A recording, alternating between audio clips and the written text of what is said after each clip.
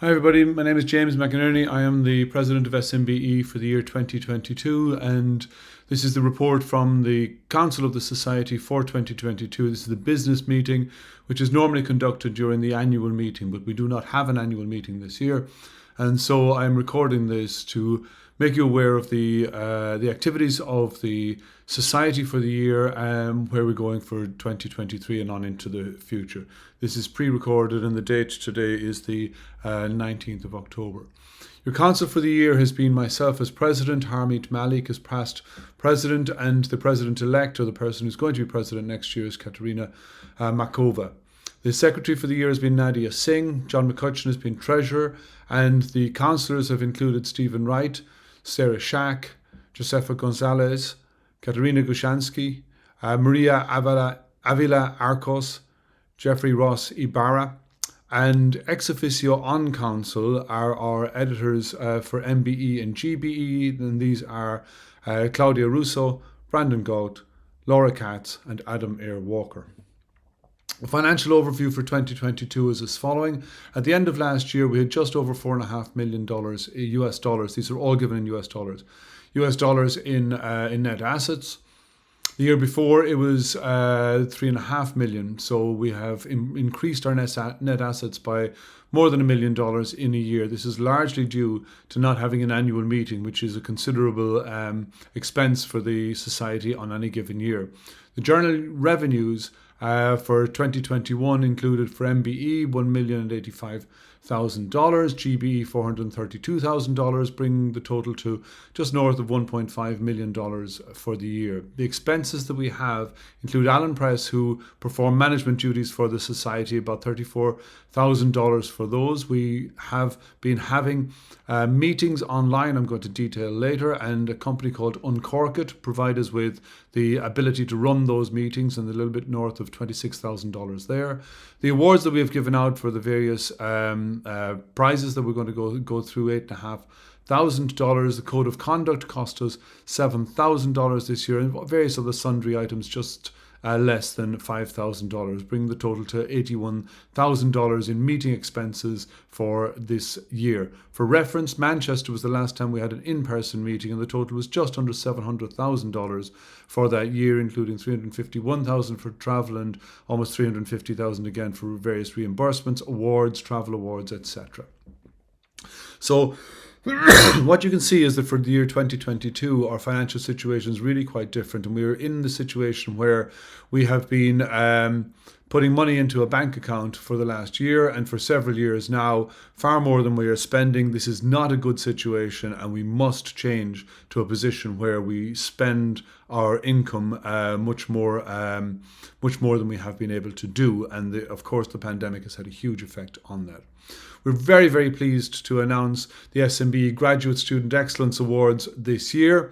These have been awarded to Agnish Barua, Robert Driver, Diana Cruz Davalos, Stephen Fideman, Chris Krisiasis, Jacob Steinwick, Wendy Valencia Montoya, Jessica Warren, and Caroline Weisman.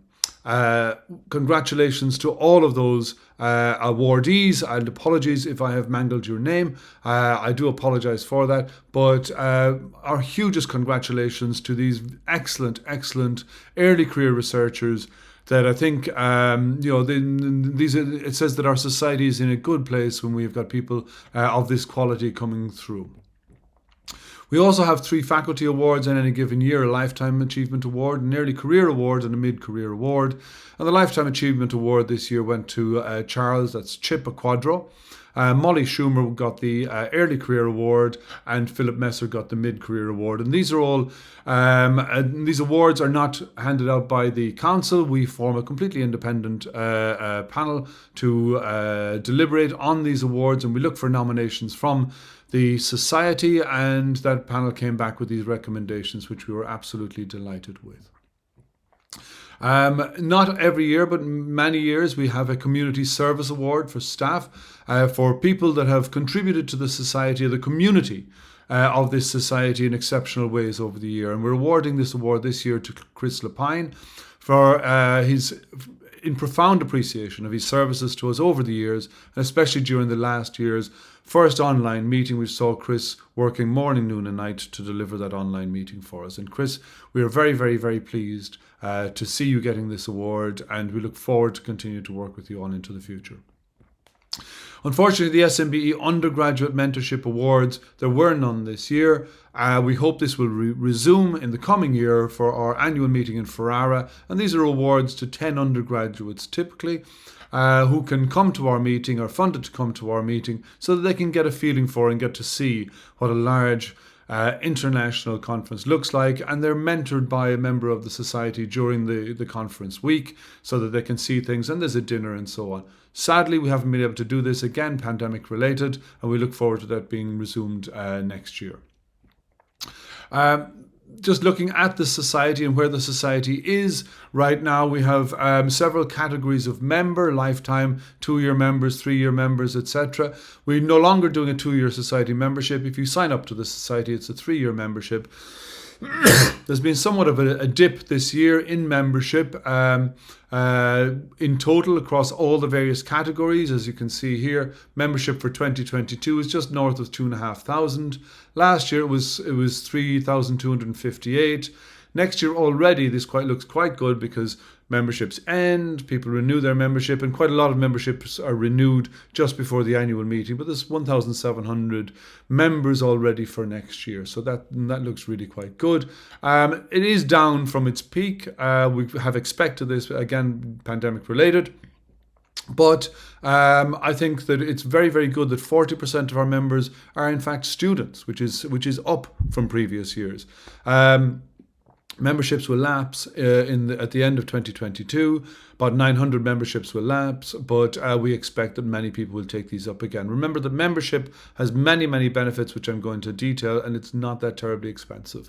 And we can also carry out waivers if people really don't have the ability to pay for the membership. But the benefits to membership include a reduced registration, quite often a substantially reduced registration to the annual meeting every year.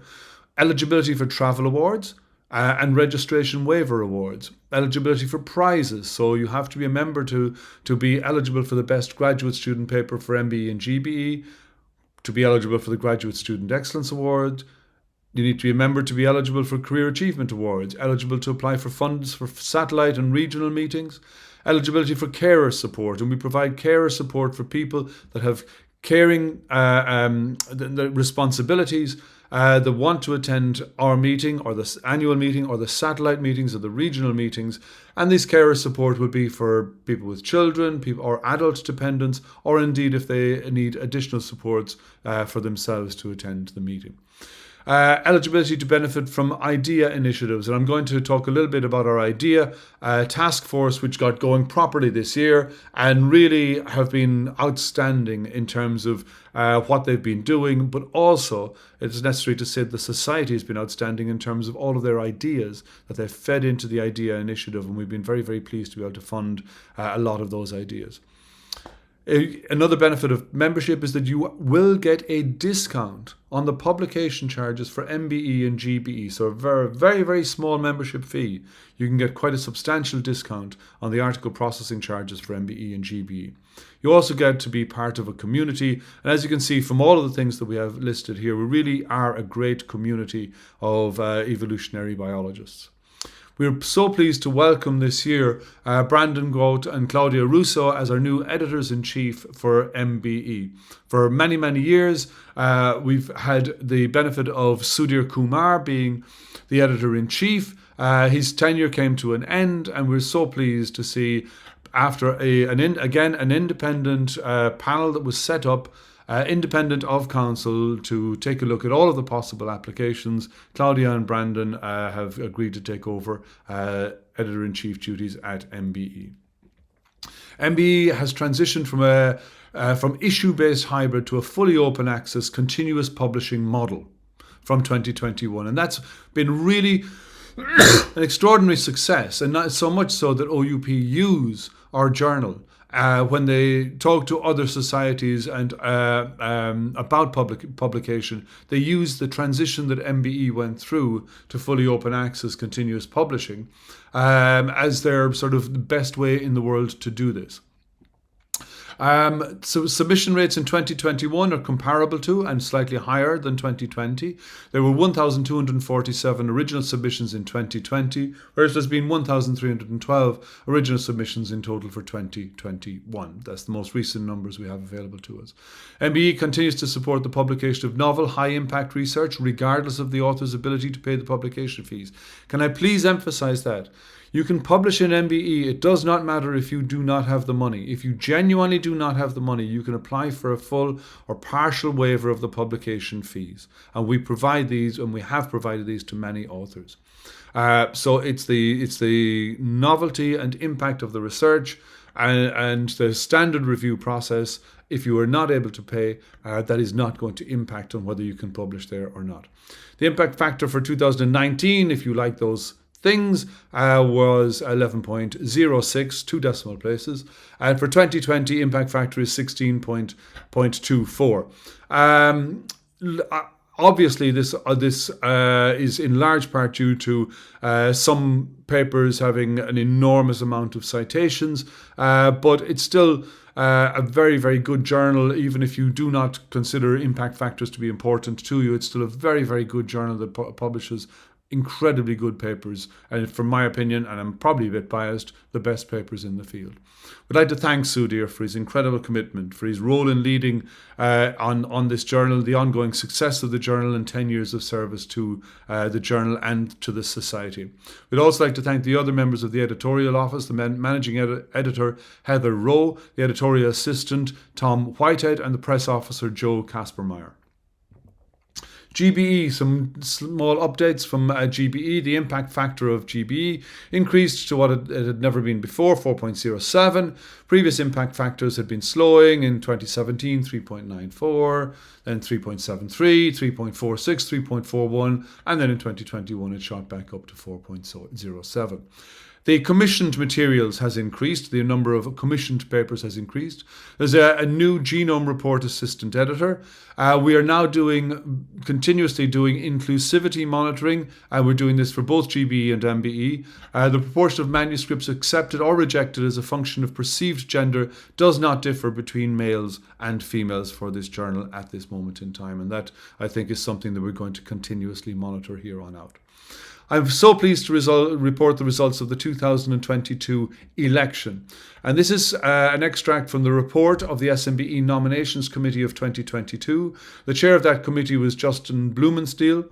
The members were Jonas Tekle, Junyi Liu, Andrea Betancourt, Tal Degan, David Enard, Aurora Ruiz Herrera Moreno, and ex officio Nadia Singh, who is the SMBE secretary. I would like to thank everybody on this committee for their hard work in getting through the nominations and coming back to us with an excellent slate of nominees. The committee was convened to solicit and select nominations for SMBE leadership. The nominations were needed for 2 presidential candidates, 2 secretary candidates, and 4 councillor nominations. And the nomination committee was tasked with ensuring a diverse slate with respect to gender, race, ethnicity, sexual orientation, ability, and geography. The participation rate in the vote is down. Again, we're not terribly surprised about this. Typical participation rates have been somewhere in the mid 20% range. Not everybody votes in these elections. And so comparing the number that are invited to the number that vote, but in 2022 it was down ever so slightly. But we had 378 completed ballots this year. And the election results are as follows. The president-elect next year will be Stephen Wright. The secretary next year will be Emmanuel Lerat. And Christian Landry and Rebecca Zufal have both been elected as councillor to the society. I would like to welcome all 4, and I would like to thank the 4 outgoing secretary, treasurer, and councillors for their hard work. And I really, really hope that our new president-elect, secretary, and councillors really enjoy their time on council, and that it's a fruitful and exciting time to be on council.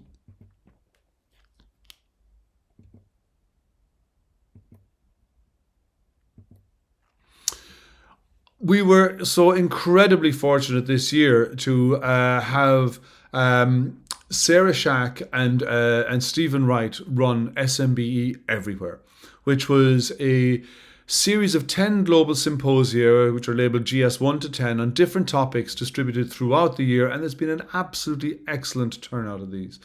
It's certainly far above what we thought. And I think it's been a tremendous service to the community. And I'd like to thank Stephen so very much, and Sarah so very much, for what they did this year. Including the faculty and student awards, there were talks in GS1, including prominent panel discussion on parachute science, which was in GS1, which was a 2-hour discussion, which was absolutely phenomenal on parachute science. 2 council liaison officers are acting as the local organising committee. That's Sarah and Stephen. And registration has been free for members, so it's been a huge benefit of membership that you could just log on to the system and attend for free. And free membership is available to students in underrepresented areas and in the Global South. GS1 was in July, was the first one to kick it off. The presidential plenary was there, SMBE award talks were there, the Graduate Student Excellence Symposia, and the panel discussion on parachute science. We'd like to thank the organisers for all of this. I'm not going to read all of these slides, but I'm just going to go through what each of the Global Symposia was. Global Symposium 2, a really interesting sustainability, equity and efficiency in computational biology Global Symposium. Excellent invited speakers, organisers, and I sat in on this and it was really tremendous. It was such a good symposium. Mutational biases and adaptation came along in August. August the 2nd, and again, thank you to the invited speakers and to the organisers for coming along. GS4 was just a little while ago in September, using ancestral recombination graphs, ARGs, to infer evolutionary processes. Global Symposium 5 is coming up this week. Evolutionary genomics of host pathogen interactions and antimicrobial drug resistance. Global Symposium 6, genetics of adaptation, in November of 2022. And this is still available. Applications are still available for that. Global Symposium 7, moving beyond the SNPs, structural variants and repetitive DNA in genomics and evolution.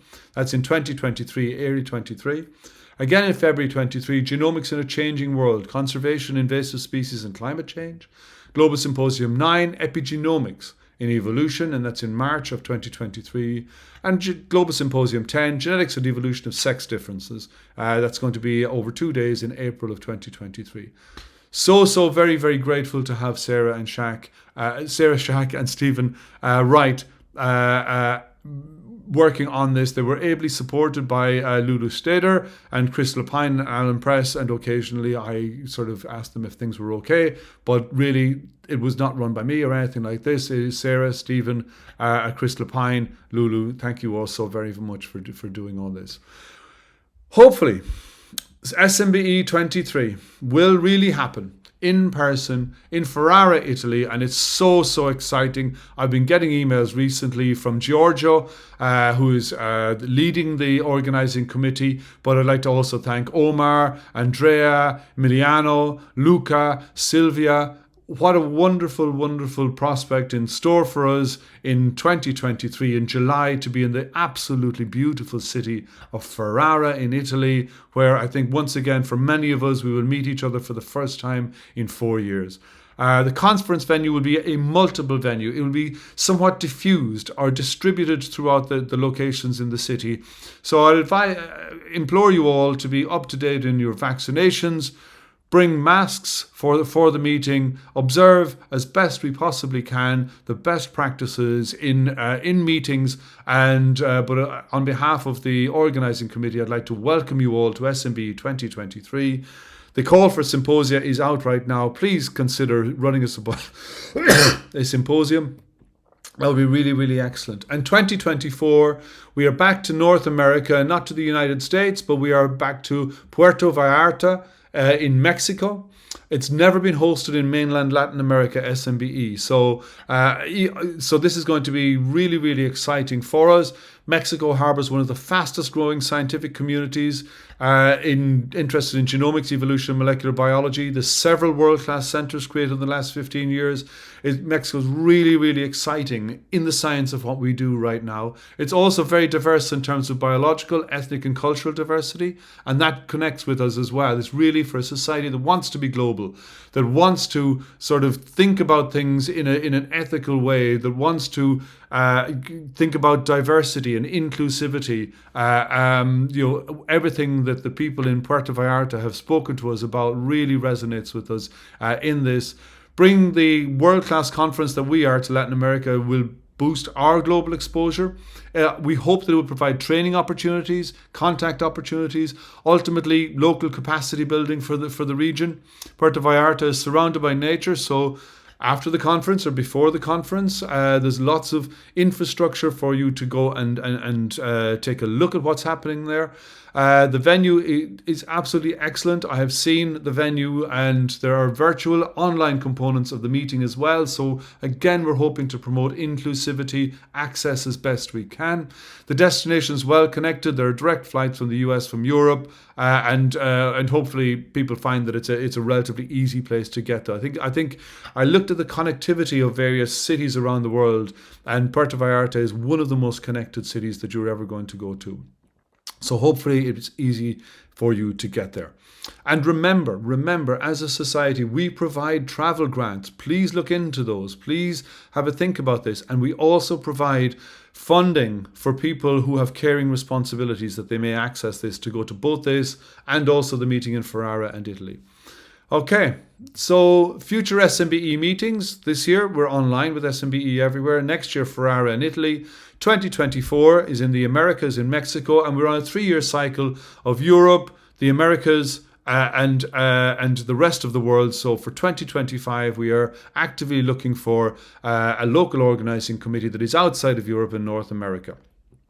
The reason for this 3-year cycle is an analysis of our membership says that approximately a third of our members are European, approximately a third of our members are from the Americas, and approximately a third of our members are from outside of there. So it seemed like a reasonably good way to do this. So I'm so pleased this year that we have the IDEA Committee's task force, the IDEA task force, Inclusion, Diversity, Equity and Access task force, up and running. They have solicited calls. They've looked for calls for proposals, and we've approved many of them for activities in this area. What this task force seeks to do is to address systemic racism, sexism, colonialism, and other exclusions in our society. We really, really want the society to come together to address these issues, and this task force is going to lead on this, and indeed they have been leading on this. With this in mind, we've provided a certain budget every year, and we're going to dedicate this budget to initiatives that help to reduce inequalities in molecular biology and evolution research. The task force would therefore like to invite members of SMBE to propose initiatives that would take place this year and next year. Examples of initiatives could be, but are not limited to, workshops, symposia, training opportunities, standalone talks, inequity data collection for particular groups, countries, regions, and whatever you can think of. Please propose it to the IDEA task force. It will be considered and you will get feedback on that. Okay? There are 10 members in this task force. We have 2 liaison councillors that liaise with council, bringing back the proposals, talking to us about it, trying to get a conversation going on this, and 8 selected from the SMBE membership, external to the council. And the 2 co-chairs exist, neither of whom is a member of council, and that is the way we see this going on into the future. So they're really quite independent of council again, but bring proposals to council via our councillors, and we try to fund as many and as much of that as we can. So the IDEA task force members right now we have, as I said, 2 chairs. That is Ravinder Kanda, who is from London, from the UK, and Federico Hoffman from the US. And we have 8 other people on the committee, 6 that are not on council, and our 2 council members, Jeffrey Rossi Barra and Pepe Josefa Gonzalez, who are council members, but Eduardo Amorim, Grace Lee, Mirima Miyagi, Irene Gallego Romero, Samantha Clinton, and Chris Robles are also on this IDEA task force as well. The IDEA task force members attended the seminar on parachute science at GS1, but have also been involved in many, many other activities in the past year. So the launch for proposals launched in April. 19 proposals were received. These were filtered down to 7 using the following rubric. Does this benefit SMBE? Does this benefit a diverse audience? How does this align with the goals of the IDEA task force? And we've put those goals online. And do the organisers bring a diverse perspective? Of these, 3 proposals were selected. The virtual lab meeting training program proposed by Joanna Kelly. Applying feminist/anti-oppressive lenses to evolutionary genetics, proposed by Emily Josephs and Daniela Palmer, and the Evo Bio crash course, Bridging the Knowledge Gap, proposed by Sergio Gonzalez and colleagues. We're very, very pleased with what's been coming in, but please, we say to the society, bring more and more of these to us. So, just to recap, for SMBE 2022, the developments have been new editors-in-chief for MBE starting in July 22. MBE completed its first year as a fully open access journal. The first new initiatives are starting under the IDEA task force to further increase diversity and to counteract racism in our community. And the second online-only SMBE conference ongoing as a global symposia throughout the year have been taken place. I've come to the end of my talk. I'd like to thank you all very, very much for this. Should you have any questions, comments, please bring them to us. They will not be ignored. They will all be taken on board. If you've got any more ideas for improvements to what we do, we are a very, very receptive council. We are you. You have elected us. We are you. We are not in any way special in that sense. But please bring them to us. I'd like to thank you for listening to this talk. And as I say, please email us if you've got any questions. And hopefully we get to see you all in Ferrara next year. Thank you very much.